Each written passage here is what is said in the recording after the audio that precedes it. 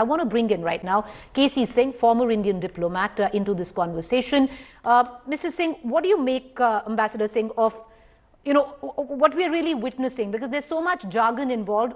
Number one, I want to ask you, USAID is a government agency. So there are bound to be records if money has actually come in for water turnout to the tune of $21 million to India. Absolutely correct. I think what we are dealing with is the Trumpian period, which is a parallel universe which has all kinds of fictionalized accounts and claims. After all, he is a president who's not even conceded that he lost the last election. He's a person who thinks it's Ukraine that attacked Russia. So for him, reality is as he shapes it, as he articulates it. Therefore, his claims, I think the danger is for any government, and particularly for the Indian government, that if you go by his claims and then you start attacking people within the country or create a controversy, you may end up with egg on your faces. So it's always, you should take whatever Trump is saying with a degree of caution, with a great degree of caution, and let the issue settle down, because he will himself contradict him.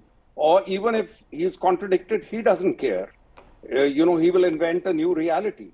And we are seeing this happening on a daily basis as his rankings in America, his popularity is tanking. It's never happened that in the first month and a half of a presidency, your popularity tanks below 50%. Because he was elected not for this. He was elected really for managing the economy and managing the immigration thing. He's acted on immigration. But economy, I think they're not able to bring the prices down. Prices, if anything, have gone up. And as yet, he's saying on April 1, he's going to start his reciprocal taxes. Now, if you take the reciprocal tariffs, that is the other danger. Prime Minister came out of the meeting and we were briefed and said everything is hunky-dory and we are going to have a trade agreement, first phase of trade agreement by October. Now, common sense indicated that if you have reached a basic agreement to reach part of the agreement, then the tariffs will be held back. There's no point having the tariffs come in on 1st of April. Now, again, he's gone on record day before or yesterday saying, but I never said that. I said the tariffs are on. So therefore, dealing with Trump, I think governments have to be careful. You do not start domestic controversies. You do not use it for political one-upmanship, because he is capable of distorting the truth, inventing facts, misstating facts. He said America has given much more to Ukraine than anybody else. Actually, the Europeans have given more aid than Americans. Right. So, all his facts and figures we've seen over the last 4 years, all his facts and figures are Ambassador Singh, as he wants to shape I want to them. ask you one quick question before I let you go, because what really has happened in turn is it's lit a political fire back home in India. Now, we did see a studied silence coming in from the Ministry of External Affairs, and now they've come out with a statement that what's happening is worrisome and they are investigating as we speak.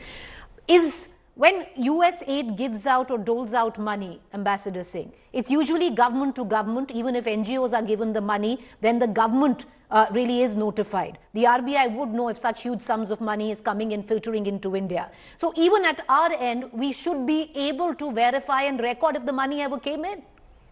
Not only that, there are hundreds of NGOs whose permission has been withdrawn by the government. So the government has been very closely monitoring.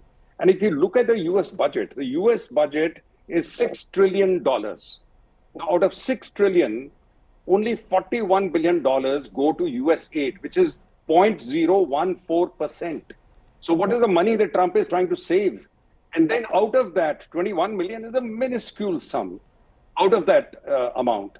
Now, to make a point as if he's going to make America very rich by canceling US aid, the damage he has done is US aid may well be, no country uses its money abroad purely as charity.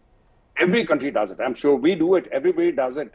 There's always some string attached depending on what it is. But in any case, there is a lot of positive things this was doing, especially in Africa, sub-Saharan Africa, handling disease, handling extremely poor people. So in the process, he's harmed US's outreach and vacated the space for China, vacated the space for other countries, and therefore it is a net loss for America. So I don't know, but then this is Trump. I don't think he weighs his loss and gain differently. Right. Appreciate you joining us, Ambassador Singh. Thank you there.